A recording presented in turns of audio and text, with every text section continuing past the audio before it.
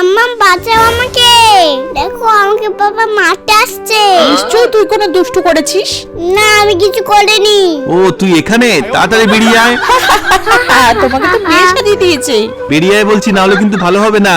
দেখো না আমাকে পাপা মারবে বলে ডাকছে। তুই তো পাপাকে একটা স্কার্ট পরিয়ে দিতে পারতিস। ওরে পাপা না। দাঁড়া, তোকে তো ছাড়বো না।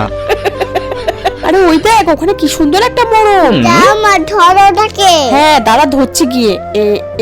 এই ধরেছি, কিন্তু এই মোড়কটা এলো কোথা থেকে? এটা মনে হচ্ছে বোন মোরগ। যা, এটা পাপাকে গিয়ে দিয়ে আয়। ঠিক আছে।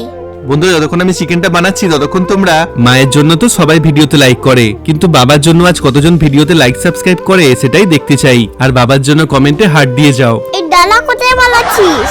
মা দেখো তোমার সাদা মুরগিটা পালিয়ে গেল। আমি তোকে মুরগিটার খেয়াল রাখতে বলেছিলাম। আমি তো খেয়ালই রাখছিলাম। আরে কালারফুল মুরগিটা কোথা থেকে এলো? আরে এই সাদা মুরগিটা তো আজকে সকালেই কিনে আনলাম। সাদা কোথায়, তো রেনবো মুরগি হয়ে গেছে। ওকে জিজ্ঞেস কর। হি হি হি হি। বা এই তো সব রান্না হয়ে গেছে, সবাই চলে এসো, রান্না হয়ে গেছে। ওয়াও, রোস্টেড চিকেনটা দারুণ হয়েছে। ওয়াও বাবা স্লিমে বানিয়েছো। নাও এই চিকেন স্যুপটা তোমার জন্য। Thank you husband. আমার বউকে ঠাকুর বলা কোনো দরকার নেই।